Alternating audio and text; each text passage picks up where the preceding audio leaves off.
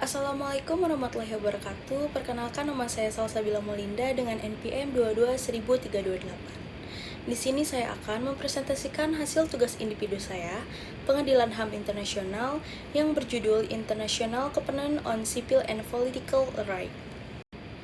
Yang pertama merupakan latar belakang ICCPR.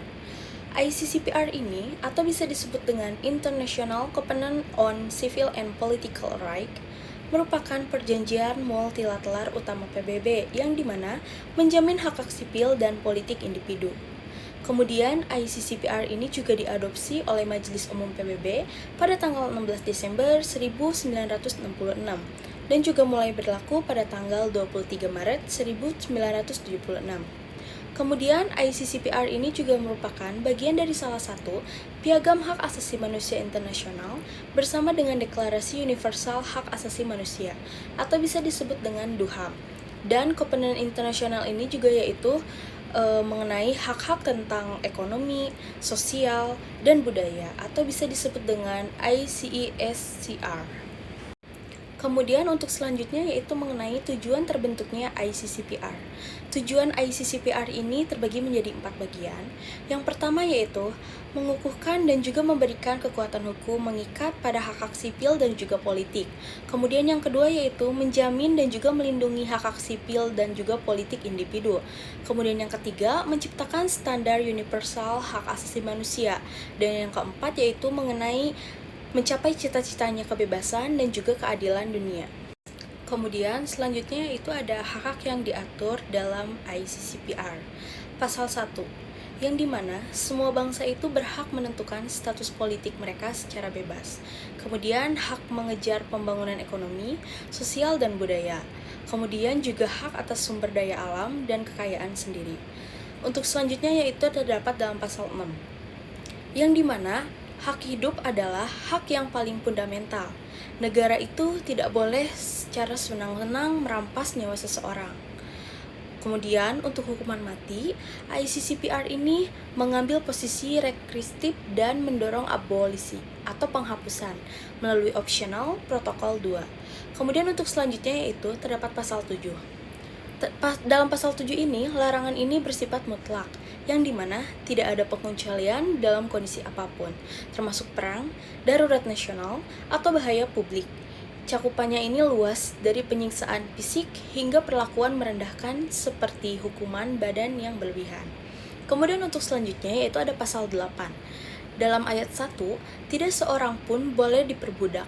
Perbudakan dan perdagangan budak dilarang dalam segala bentuk atau bisa disebut dengan non-derogable. Kemudian ayat 2-nya yaitu tidak seorang pun boleh diperhamba atau bisa disebut non-derogable. Kemudian dalam ayat 3-nya tidak seorang pun boleh diwajibkan untuk melakukan kerja paksa atau wajib kerja. Untuk selanjutnya terdapat dalam pasal 9. Pasal ini juga melindungi dari penahanan, sewenang-wenang dan memastikan pengawasan yudisial atas reprivasi kebebasan. Sewenang-wenang ini tidak hanya berarti melawan hukum, akan tetapi juga tidak pantas, tidak adil, dan juga tidak diprediksi. Kemudian untuk selanjutnya itu terdapat dalam pasal 10. Pasal ini memastikan perlakuan manusiawi di penjara dan lembaga tahanan. Tujuannya pemidanaan bukan hanya hukuman tetapi rehabilitasi. Akan tetapi prinsip utamanya yaitu martabat manusia tidak hilang meski dirampas kebebasannya. Kemudian terdapat dalam pasal 11. Tidak seorang pun boleh dipenjara semata-mata karena tidak mampu memenuhi kewajiban protekstual. Kemudian untuk selanjutnya yaitu terdapat dalam pasal 12.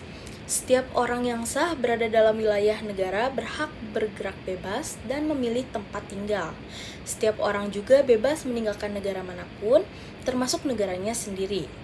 Kemudian untuk selanjutnya yaitu terdapat dalam pasal 13, melindungi orang asing dari deportasi sewenang-wenang. Mereka berhak proses hukum yang adil, termasuk judicial review. Kemudian untuk selanjutnya itu terdapat dalam pasal 14.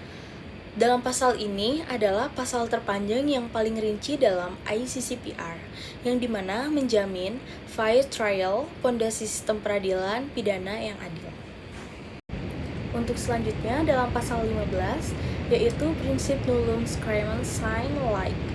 tidak ada kejahatan tanpa undang-undang, dan nulla poisona sine lege, tidak ada hukuman tanpa undang-undang, melindungi kepastian hukum dan prediktabilitas. Kemudian dalam pasal 16, hak atas legal personality, kapasitas untuk memiliki hak dan kewajiban hukum. Tanpa ini, seseorang tidak bisa yang pertama memiliki properti, kemudian menandatangani kontrak, kemudian menikah, dan yang terakhir yaitu mengakses pengadilan.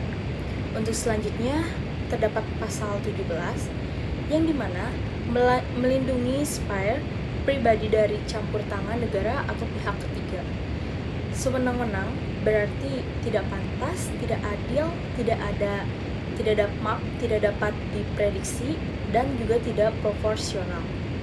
Kemudian untuk selanjutnya yaitu dalam pasal 18, pasal ini melindungi dua aspek. Yang pertama yaitu forum internum atau non derogable, yang dimana kebebasan berpikir dan keyakinan, hak memiliki atau mengadopsi agama, dan tidak bisa dibatasi dalam kondisi apapun.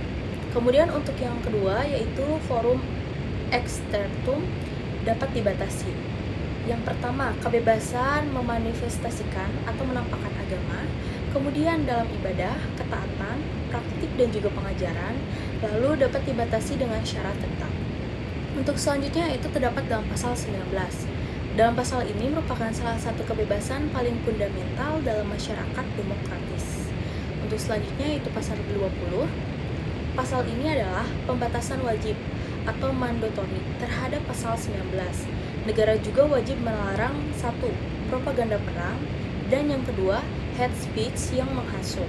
Kemudian untuk pasal 21 yaitu hak mengadakan atau berpartisipasi dalam demonstrasi, unjuk rasa, protes damai, pertemuan, dan juga parade. Kemudian untuk selanjutnya yaitu terdapat dalam pasal 22 yang dimana setiap orang berhak atas kebebasan berserikat dengan orang lain, termasuk hak membentuk dan bergabung dengan serikat pekerja untuk melindungi kepentingannya. Untuk selanjutnya itu terdapat dalam pasal 23 yang dimana melindungi institusi keluarga dan juga hak-hak dalam konteks keluarga. Kemudian pasal 24 yaitu setiap anak berhak atas langkah-langkah perlindungan yang diperlukan dari keluarga, masyarakat, dan juga negara, tanpa adanya diskriminasi berdasarkan ras, warna kulit, jenis kelamin, bahasa, agama, asal-usul nasional atau sosial, kekayaan, maupun kelahiran. Kemudian yang terakhir yaitu terdapat dalam pasal 25 yang dimana setiap warga negara berhak dan kesempatan atas diskriminasi dan juga pembatasan tidak wajar. Untuk selanjutnya yaitu mekanisme pengawasan ICCPR. Mekanisme ini terbagi menjadi 3 bagian. Yang pertama, Komite Hak Asasi Manusia PBB atau Human Rights Committee. Kemudian yang kedua, Badan Ahli Independen yang dibentuk berdasarkan ICCPR atau terdapat dalam pasal 28. Kemudian yang ketiga, mengawasi implementasi kovenant oleh negara pihak. Untuk selanjutnya itu terdapat fungsi utama komite. Yang pertama, adanya pelaporan negara, yang dimana menganalisis laporan berkala dari negara pihak tentang langkah-langkah implementasi ICCPR. Kemudian yang kedua, komunikasi antar negara, yang dimana menerima pengaduan dari satu negara pihak terhadap negara pihak lain, atau jika kedua negara tersebut mengakui prosedur ini. Kemudian yang ketiga, yaitu adanya komunikasi individual atau protokol opsional 1, yang dimana menerima pengaduan dari individu yang mengklaim menjadi korban pelanggaran hak ICCPR oleh negara pihak atau bagi negara yang telah meratifikasi protokol opsional 1. Untuk selanjutnya yaitu dasar hukum ICCPR. Yang pertama, Undang-Undang Republik Indonesia Nomor 12 Tahun 2005 tentang pengesahan International Covenant on Civil and Political Rights, Kovenant Internasional tentang hak-hak sipil dan juga politik. Kemudian yang kedua, undang-undang ini merupakan instrumen hukum nasional yang meratifikasi atau mengesahkan ICCPR, sehingga ketentuan-ketentuan dalam kovenant tersebut menjadi mengikat dan juga harus dilaksanakan oleh negara Republik Indonesia. Untuk selanjutnya yaitu contoh kasus ICCPR yang terjadi di Indonesia. Untuk sebelumnya, hak atas kebebasan berpendapat dan juga berekspresi yang terdapat dalam pasal 19 ICCPR. Pasal ini menjamin hak untuk berpendapat tanpa adanya campur tangan dan juga hak untuk mencari, menerima, serta memberikan informasi. Dalam konteks Indonesia, pasal ini sering dilanggar melalui adanya kriminalisasi dengan Undang-Undang IITE, yang dimana penggunaan pasal-pasal dalam Undang-Undang Informasi dan Transaksi Elektronik ini atau UU ITE untuk mengkriminalisasi kritik dan juga pendapat yang disampaikan di ruang digital.